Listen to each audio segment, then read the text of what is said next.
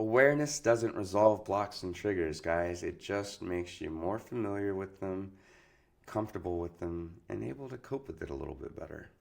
That's why you can know exactly what triggers you and why, but it usually isn't enough to keep it from happening again later. This video explains why awareness of your problems isn't enough to actually solve them. There are 3 problematic behaviors that I see consistently in my practice that have people in a headlock. The first is procrastination. This shows up as avoiding the things that matter the most: important conversations, meaningful work, decisions that would move your life forward.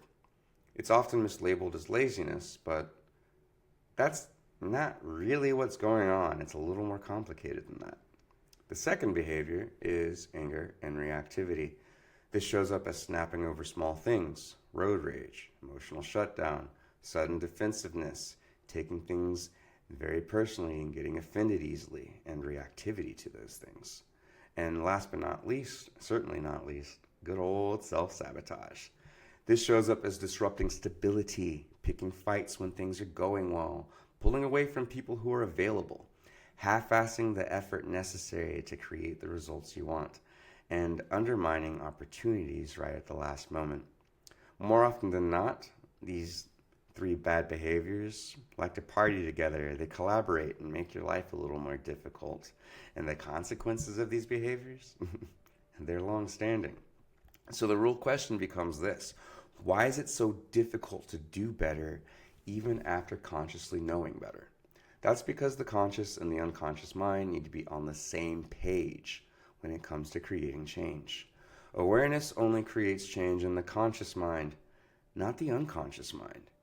One thing that most people aren't quite aware of when we talk about the conscious and the unconscious mind is that the unconscious mind vastly outweighs and overpowers the conscious mind as far as how much information it's processing and how much control it has over the lived experience.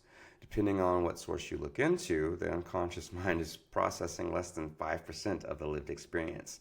The unconscious mind is remembering, processing, and controlling everything else, and it also recording every single detail of the lived experience.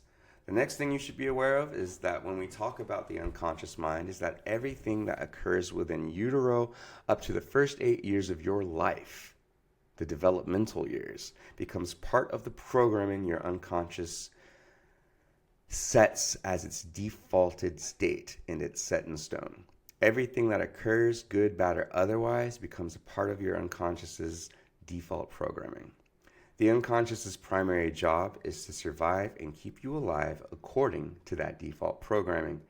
Unfortunately, you can consciously outgrow that programming, but typically wind up defaulting back to it despite having conscious awareness, willingness, and desire to change whenever we're triggered or uncomfortable. And unfortunately, that even applies to changes that we know would be beneficial to us. The unconscious doesn't really know the difference. It just knows that the change causes trigger and discomfort. So awareness isn't going to actually change the behavior. It's often treated like the solution. Like if you understand the cause, then the behavior should stop automatically. But in reality, awareness rarely changes anything. That's because behavior isn't driven by conscious understanding. It's driven by the unconscious, which was programmed to behave and function a certain kind of way. Reading, writing, and talking about it doesn't necessarily change it. And depending on how intently you visualize this while working on it, you might have inadvertently wound up re-traumatizing and reinforcing the very thing you're trying to fix, because the unconscious mind processes everything in images and doesn't know the difference between when it happened in real life and when you went there again as you revisited it.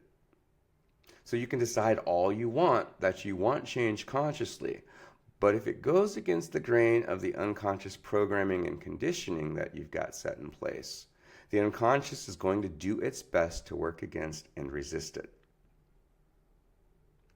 So where you notice consistent blocks and failure and resistance is where you're going to find the faulty conditioning that needs to be worked on. The resistance to change and desire to keep you safe from discomfort when the unconscious has its primary function is why anger can be understood, avoidance can be recognized, and self-sabotage can be clearly seen but the triggers can still pop off on repeat. Awareness and insight doesn't create change, it creates familiarity. Familiarity allows you to cope with and become more comfortable with your trigger. That isn't the same thing as neutralizing your trigger.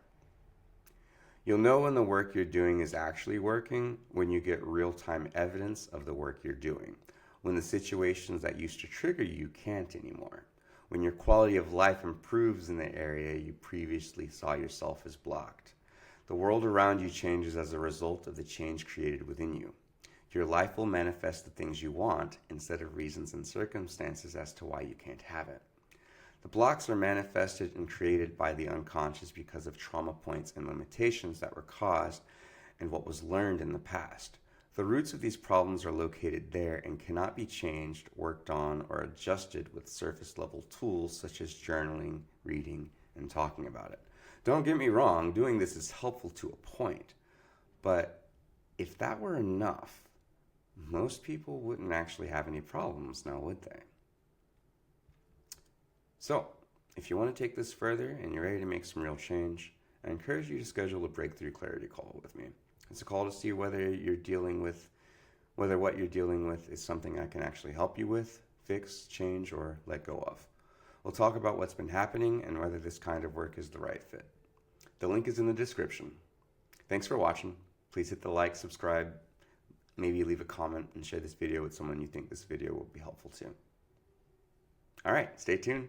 My name is Xavier Fry, and there'll be more videos soon. Peace.